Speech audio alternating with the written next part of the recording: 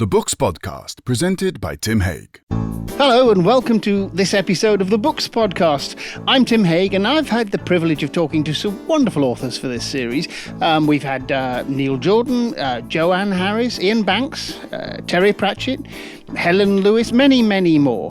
So subscribe now on your favourite podcast player to hear them, and of course, please tell your friends. Well, tell anybody who'll listen. For this episode, I'm joined by Mike J. to discuss his new book, Psychonauts. The scientists were always giving themselves huge electric shocks or inhaling poison gases or doing surgery on themselves. Freud was actually, as we know, a very sober, cautious figure, and his self-experiments with cocaine had been quite sober and cautious. I ask you, gentlemen of the jury, is this the kind of book you'd like your wives and servants to read? Mike, thank you for joining us on Books Podcast. It's a pleasure, Tim. Well, first things first, what are Psychonauts? A psychonaut, it's a term that you hear quite a lot if you sort of listen to people talking about psychedelics and things these days. It's particularly people who don't want to be thought of as just sort of hedonistic dabblers and drug takers. Where you're going, It's people who are a little bit more serious. It comes from a novel by Ernst Junger, a German novelist in the 1940s. He wrote a futuristic novel about where there's a cadre of scientists who design new drugs and take them to explore hidden reaches of the mind. So he used the word psychonaut there. And he was the great mentor and guru to the Swiss chemist Albert Hofmann, who has discovered LSD. So You say discovered. Did he discover it or invent it? I've never really been clear about the distinction. It's a really good question. I mean, it didn't exist in nature. He was playing around with ergot, which is a fungus which has lots of drugs in and was used in medicine in all kinds of ways, and he he synthesized a series of artificial ones, and one of which was lysergic acid diethylamide, LSD. So discover or invent is a good question. I mean, I think you would say discover if it was already in the plant in that form. Yeah, if it was peyote, you'd say it was a discovery. Yes, I mean, mescaline was isolated from the peyote cactus. With LSD, it was slightly different. It was chemicals that were taken from the ergot fungus, were mucked around with to produce something that hadn't existed in nature. So, when we say psychonauts, we mean people who are taking drugs with a purpose rather than just recreationally. Then. To explore the mind, to explore consciousness or whatever. Which is very much the hallmark of the period that I'm writing about. Well, yes, of course, we tend to think of the 1960s as a sort of golden age of drug taking, but actually, and we discover from your book that the late 19th century was the real golden age.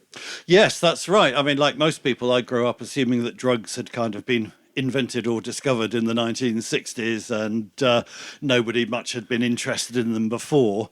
But in fact, yes, as you say, it turns out that there was, people, all the way through the history of science, really, people who are interested in studying the mind and consciousness have been fascinated by drugs that alter it. And all the way up until the 20th century, it would be very common for people investigating it to start off by taking those drugs themselves and seeing what their effects were and writing a description of it. So that's the sense in which I call these people psychonauts. They didn't, the word at the time that people used was self-experimenter. People self-experimented, but that wasn't particularly related to drugs. The 19th century in particular was a great age of self-experimentation in science. So scientists were always giving themselves huge electric shocks or inhaling poison gases or doing surgery on themselves. Like Newton, you remind us that Isaac Newton was investigating the function of his eye by sticking a bodkin behind his eyeball. Yeah, that's right. It strikes you as a radically reckless thing to do. But, that in those days, there was no kind of, sort of neuroscience technology. There were no brain scans. And, it was Newton's an interesting example because, of course, the Royal Society, which we think of as the beginning of modern science, was all about experiment. Everything had to be demonstrated by experiment, and experiments had to be witnessed and they had to be replicated. And but there were always some classes of things that you couldn't experiment with in a normal way. I mean, Newton was fascinated when he was doing his work on light and the spectrum by these kind of images that you got if you stuck your finger into your eye and closed your eyelid, and you'd see all these colours. So where were these colours coming from? And you obviously couldn't, experiment on them in the ways that you could experiment on things in the real world, because these colours only existed in Newton's head. So he described the experiment, as you say, sticking a big thing like a knitting needle into his eye socket, and he showed that, when you dent the curvature of the eyeball, then you start to get refraction, and that's what these, rainbow images are. So it was all, good solid science, but he had to do it by experimenting on himself. So if we speak about the scientific experiments into the mind, well, inevitably Sigmund Freud is a constant presence in the first half of this book. It crops up later on as well. Yeah. I'm not sure that his investigations into cocaine are the very first thing that the general public think of when they think of Freud, but it was a big part of his early career. Yes, it was. I mean, it was before he became the famous Sigmund Freud, before he came up with his theories of psychoanalysis and interpretation of dreams and so on. And it was also before cocaine became this drug which has all the associations we have today, from kind of South American narco traffickers to the old Colombian marching powder, excess and all that. So this is back in the 1880s when, Freud was a young, hard-working neurologist, very ambitious and looking for success. And cocaine was a drug that most people didn't know very much about. People knew about the coca leaf that it came from a little bit. You could get coca wines and tonics and things that were stimulants. But Freud was one of the first people to really experiment with cocaine, the white powder, and wrote I think very beautifully and very penetratingly, about there's different effects that it had as a stimulant and as a euphoriant. And he was particularly, the great disease of the age, the sort of nervous disease that everybody was worried about, was called neurasthenia, which isn't a diagnosis we get anymore, but I think probably almost everything from anxiety to depression to PTSD, would probably have been diagnosed as neurasthenia in those days. There was a great sense in that late Victorian age that everything was getting very industrialized, mechanized. We were all working for the machine, working too hard. We couldn't keep up. So Freud thought, well, maybe cocaine is the stimulant that we need to enable us to deal with the stresses and exertions of modern life. And what's interesting about that, of course, is that all the different drugs tended to, somebody advocated for them to be the panacea. You've got nitrous oxide, of course. Humphrey Davy doing lots of experiments with nitrous oxide. Thomas de Quincey and opium, and other people thought that opium would be the ether. All the sort of drugs that were, and this is why the late 19th century is the golden age, isn't it? Because they're all coming on stream at this point, and somebody somewhere is saying, this is it. This is what's going to cure crazy people, or solve. In many cases, it did solve the anaesthetic problem. There's this range of different people. Balzac, you tell us, drinking more coffee than a human being can consume. Yes, absolutely. But what's interesting to me is that they all tended to speak of whichever was their favoured drug, as though it was the one, and very much in the same sorts of terms. Yes, that's right. I mean, of course, we're being slightly anachronistic in our use of the word drug there, because, when we say drugs now, we think of these sort of things that are, it's still slightly hard to define. It means that they're psychoactive, but it also means they're illegal or illicit. But back in the 19th century, there was no such distinction. Drugs were no, because you just ordered these things from the pharmacy as well. Yes, if you wanted any of these. I mean, these things that nowadays you'd be arrested for, order them from the pharmacy. They'd come through the post. Yes, I mean, they were these were all things that just, sat on the pharmacy counter. And if you wanted a stimulant or a sedative, I mean, there was no sort of categorical difference between, say, aspirin or heroin or whatever. But and these drugs had really transformed, the human condition, I think. If you think about anesthesia, for example, everybody everywhere throughout history, all around the world, would have, assumed that, they would be very lucky to get through their lives without suffering unbearable pain at some point. If they had to have surgery, that was going to be incredibly traumatic. So the discovery of anesthesia and the fact that you could separate the mind from the body and remove pain in that way, really was transformational. And then when morphine came along and the hypodermic needle, then you could, pain was really something that could be dealt with, almost totally and almost instantaneously. So drugs did transform everybody's lives in the 19th century. And there were all these things with remarkable properties that, from hashish to cocaine to ether to nitrous oxide. And it was a real, this is very much the cutting edge of science. And people were fascinated to see what they could do and how they could be used. Well, here's another interesting thing as well, because all the various reports of the different kinds of drugs tend to say the same sorts of things. They all talk about hallucinations and euphorias and things. And, well, as far as this is concerned, I'm very interested, but I'm kind of like, the man at the orgy who keeps his Y-fronts on. I don't have a lot of experience of this. But when I was a student, people were taking grass and hashish. It wasn't about hallucinations, and yet when hashish is first introduced, people are talking about these spectacular things that we would associate with psychedelics. Yes, well, that's because your student colleagues were probably smoking the odd joint, and they weren't doing what people did in the 19th century, which was to take really quite a large lump of hashish and eat it. And if you do that, people are starting to realize this a bit more, particularly in the States with all these legal cannabis edibles. You can take enormous doses, which render you kind of unable to move or speak for hours and hours and hours. And you just have these hallucinations running around your mind. And these were fascinating because what produced hallucinations? This was something that any scientist interested in the mind was interested in. And it was very hard to get a straightforward account of what hallucination was, because people who were hallucinating were normally either suffering from sort of psychosis or schizophrenia, or else they have a high fever and were very, very ill or delirious. So what was fascinating about something like hashish for these 19th century doctors and scientists was you could eat an enormous amount of it and then start seeing all these hallucinations appearing. But there was also a part of your mind that was sober. And if somebody said, "What are you seeing?" you could give a long running commentary for hours in enormous detail. So these were, and this is what I think is so fascinating about these experiments at this time, is that everybody is very focused on writing them down and describing them. It's very different from the sort of science of psychedelics today, which is all about brain scans and neurotransmitters. And no scientists these days actually talk about their experiences or what happens or what's it like. But that's what the 19th century literature was all about. And a lot of scientists and doctors were very good writers. A lot of them were also poets or novelists. And medicine at that time was description was very, very important. It didn't have these tick box diagnoses that we had today, where you could say, "Oh, this is clearly a case of X."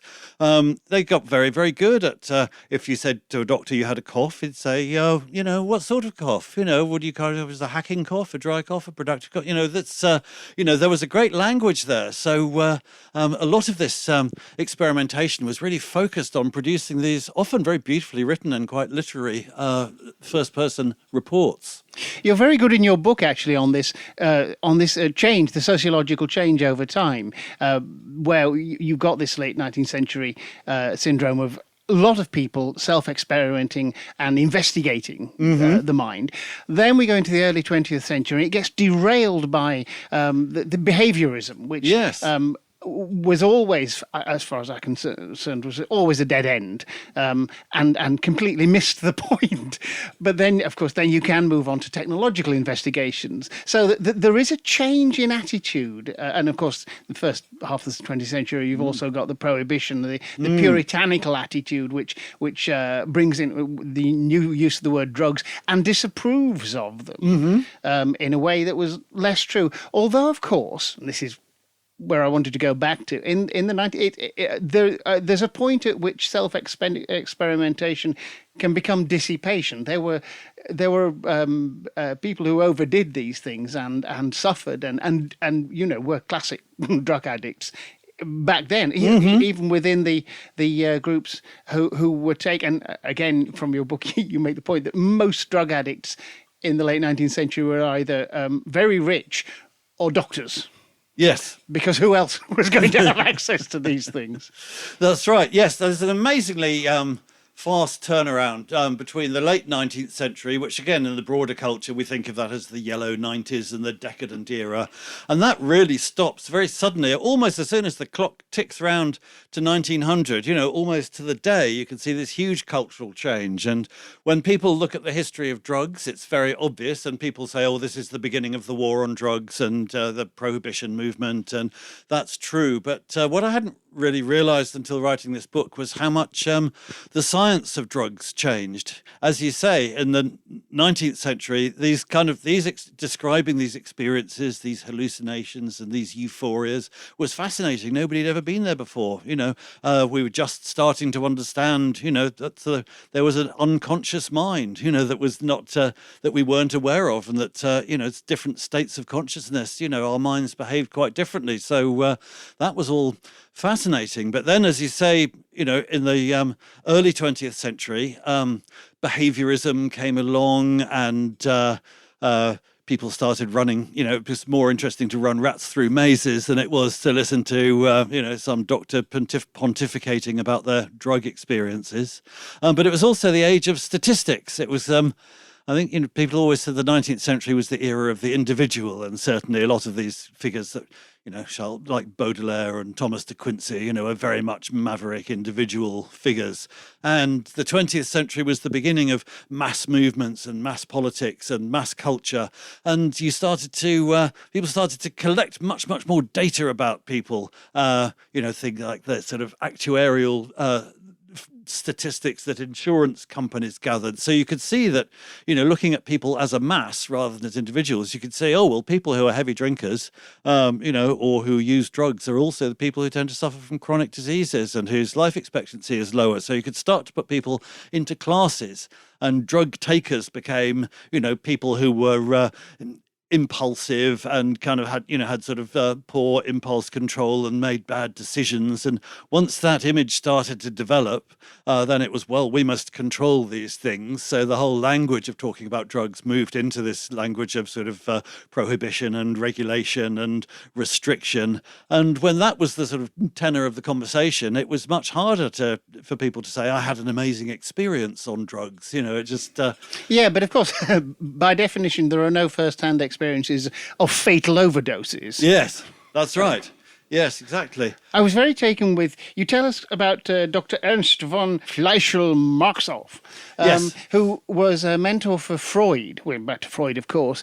And he's a balance to Freud's measured approach to the use of cocaine, isn't he? Yes, this is really sort of Freud's terrible downfall, because the first stuff that he wrote about cocaine was, people were fascinated by it. It was beautifully written. He became the sort of, great medical expert on cocaine just at the time that it became this huge sort of new pharmaceutical success story, and all the pharmaceutical companies wanted Freud's endorsement for their brand of cocaine and so on. But this was the high, which didn't last very long, because it only really got going when Freud decided to give cocaine to his friend von Fleischl, who was a mentor to Freud, an older figure, brilliant figure, who Freud admired enormously, but also someone struggling with terrible, terrible pain, because he'd given himself a little nick during surgery that had got infected and on his hand, and he'd had surgery that had gone wrong, and he was having sort of terrible, excruciating pain all the time and taking lots of morphine to control it. Of course, when he first takes it, he goes, fantastic, I found the solution to my chronic pain, which was unbearable. We understand that. But and Freud is delighted. His friend and mentor is being helped. Yes, and they both rushed into print, within days to say, this is a new miracle cure for, not only is it a wonderful sort of pain reliever, but it also cures the morphine habit. And of course, as predictably, it all went terribly wrong very fast. And von Fleischl started taking enormous amounts of cocaine and injecting it. And this, I think, completely blindsided Freud, because Freud was actually, as we know, a very sober, cautious figure. And his self-experiments with cocaine had been quite sober and cautious. He'd only taken quite small doses of it, and he'd never injected it. And he thought that was how everybody else would take it. So he was completely blindsided to discover that you could actually, just go completely gung-ho and crazy and keep taking more and more of it until you were having chronic insomnia and thought that bugs were crawling around on your skin and you were going completely mad. So Freud was in this terrible situation where he just told the entire world that this was a miracle drug, and then he was having to spend nights with von Fleischl, witnessing the terrible consequences of cocaine dependency and sort of massive cocaine overdose. Well, of course, that's what's going to happen if you're an advocate. But you do cite some very interesting advocates. William James, a professor of philosophy at Harvard, is going out and telling people that. In fact, I can find the quote. I strongly urge others to repeat the experiment with nitrous oxide, where he thought it was desirable that people should pursue. Yes, definitely. And it's been introduced to him by this kind of strange autodidact kind of local figure called Benjamin Blood, who'd sort of worked out an enormous sort of, philosophy and sort of whole entire sort of cosmic vision based on his nitrous oxide experience, and always insisted you have to try it. You can't understand it until you try it. And so William James, who was also very conscious, a very cautious figure with quite poor health, decided to try it.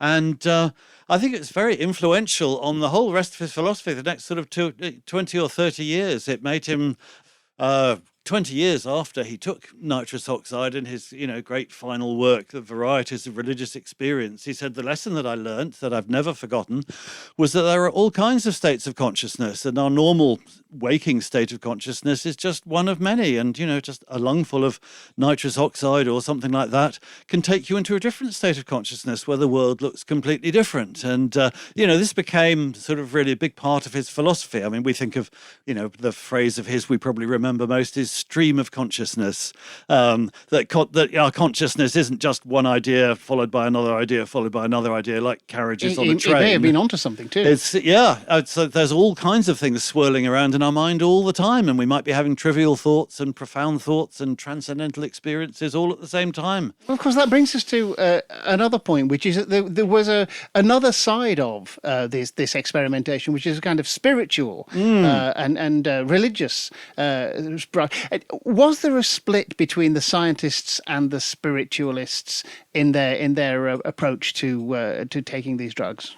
Yes, there was, and that's very interesting from this point of view, because we're sort of in the 21st century. We're in our psychedelic renaissance, and everybody's talking about psychedelics giving people religious experiences. And William James is very much the intellectual inspiration for all this.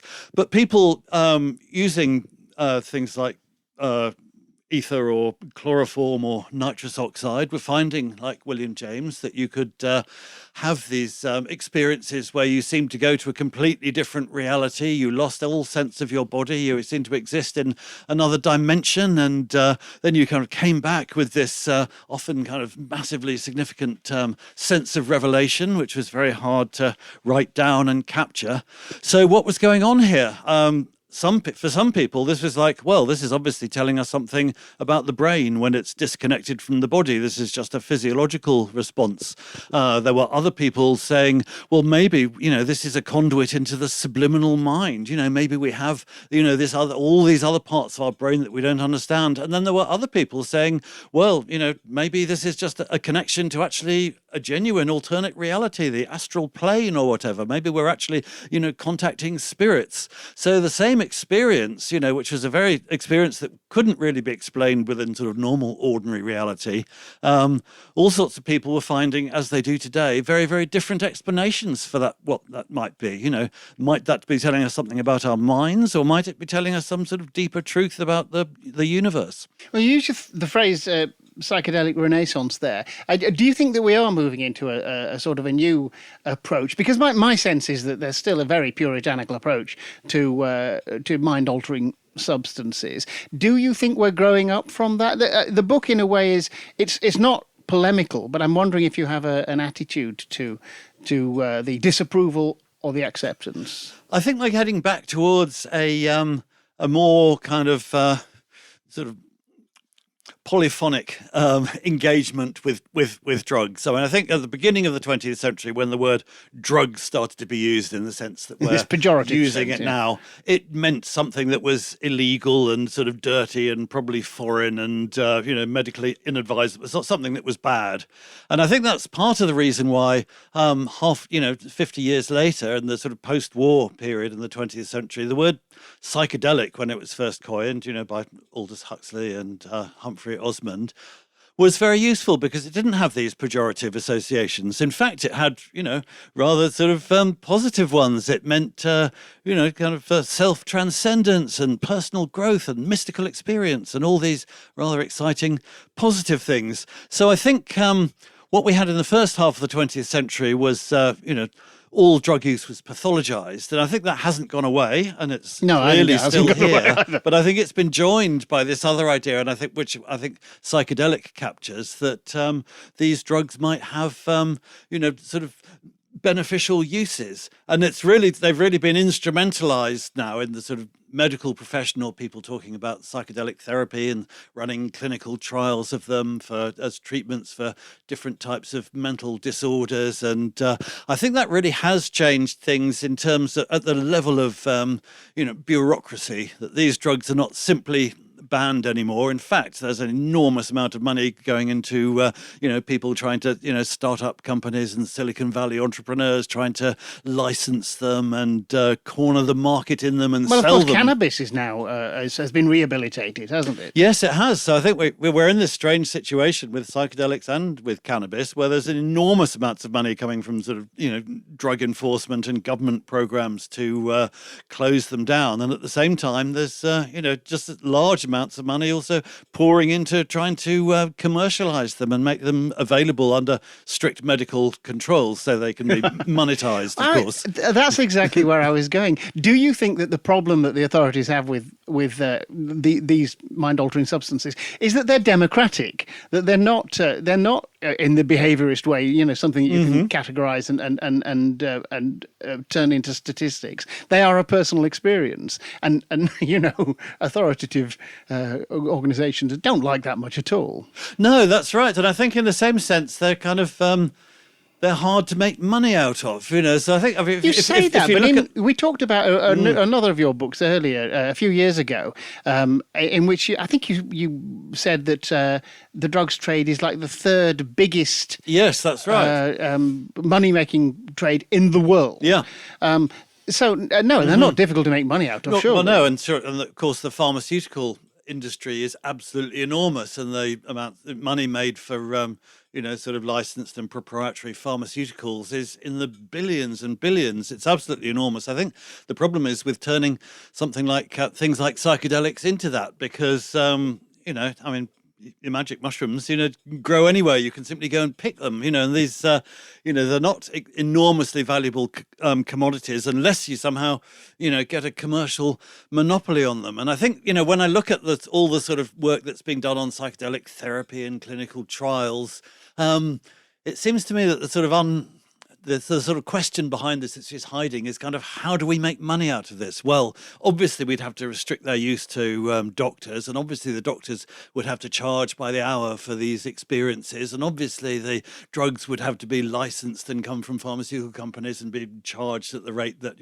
American pharmaceuticals are. So it seems to me that that's the model that has been pushed for the last few years. But, well, I think you're right, that's the model, but there is another model, the breweries. You could if you regard it as a recreational activity, we're perfectly happy to sell beer in every pub, and the breweries make money out of that. There is another model, surely, for I think there are lots of other monetising models. these There's things. definitely the brewery model, which is selling things from licensed premises. And, if you go to most of the sort of states in America now, you'll find cannabis shops which are like this. They're quite strictly licensed, of course. You have to show ID before you can get in, and you're only allowed to buy something, this or that, and, so there's that licensed model.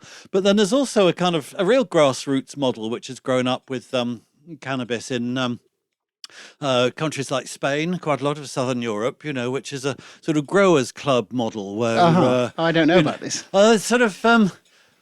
well, where you're kind of sort of semi-unofficially allowed to grow 4 or 5 plants yourself, then in sort of towns, there's normally a couple of people who are very good at growing. It's the who've equivalent said, of posheen, where you... Yes, exactly. So you can Listen. say, well, you can grow 4 or 5 for me as well. So you end up with sort of people who are, growing a couple of 100 plants and supplying the local area. And that's got a lot to be said for it, because it takes the money out of the equation.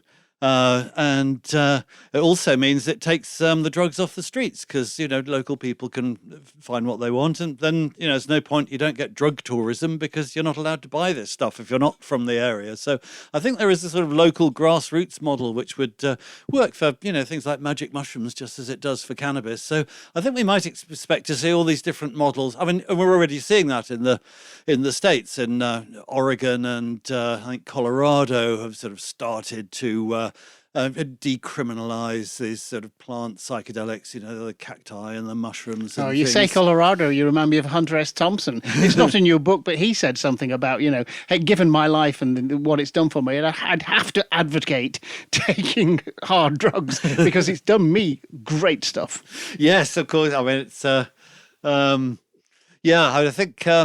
I think those figures, those kind of great libertine figures that we grew up with, the sort of Hunter Thompson and William Burroughs, we sort of look back at them now from a modern perspective and think, well, they were a privileged few and they were all white men and they actually behaved extremely badly to everybody and got away with it. I think, again, the culture has shifted away from that, much as it shifted away from the Baudelaires and De Quincey's when you got to the early 20th century. Okay. That's right. Well, as you can tell, Mike, I found the book pretty mind-blowing, so thank you very much indeed. Thank you so much, Mike. Oh, real pleasure, Tim. Well, the book is Psychonauts by Mike J. It's published by Yale University Press at £20. If you enjoyed this interview, subscribe now to be notified of upcoming episodes. And in the next Books podcast, we have a book about the bizarre cast of characters who contributed to the first Oxford English Dictionary.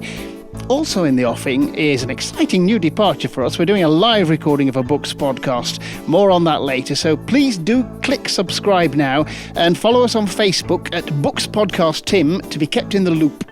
That was the Books Podcast, presented by Tim Haig. Email Tim on tim@bookspodcast.com, Twitter @bookspodcast, and Facebook @bookspodcast Tim.